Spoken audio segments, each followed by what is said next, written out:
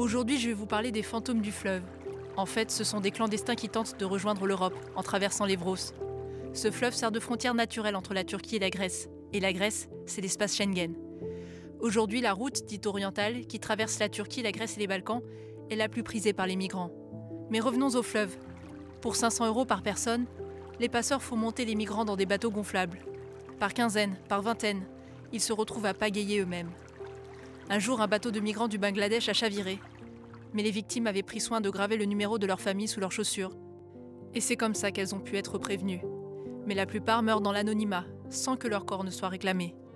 C'est le cas de cette inconnue, une Blanche-Neige d'ébène, dont le corps s'est retrouvé à la morgue d'Alexandroupoli en Grèce, pas loin de la frontière. Le patron de la morgue lui a attribué un numéro de protocole, 300561A.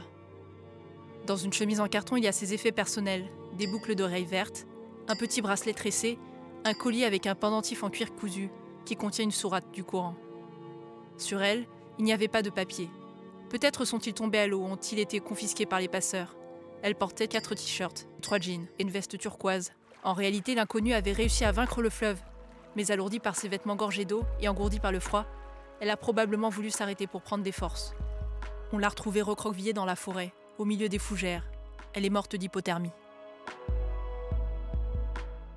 Christos, surnommé le shérif, est le patron d'un bar perdu à la frontière gréco-turque. Il voit passer beaucoup de migrants. Ce jour-là, il y a Prince du Nigeria et Aziz du Maroc. Prince a un rêve, c'est de devenir footballeur en Allemagne, là où son oncle est déjà installé. Mais quand il ferme les yeux, il entend à nouveau les cris de 3 camarades d'infortune emportés par le courant. « Aidez-nous, aidez-nous » Mais ceux restés à bord ne peuvent rien faire car personne ne sait nager.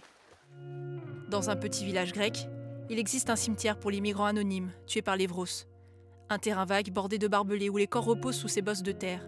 Sigil inconnu du fleuve, la numéro 300561A. Tous ces personnages ont bel et bien existé. Et c'est Douane Bui, une journaliste du Nouvel Obs, qui a croisé leur chemin. Elle a été récompensée par le prix Albert Londres en 2013 pour avoir raconté leur histoire, l'histoire des fantômes du fleuve.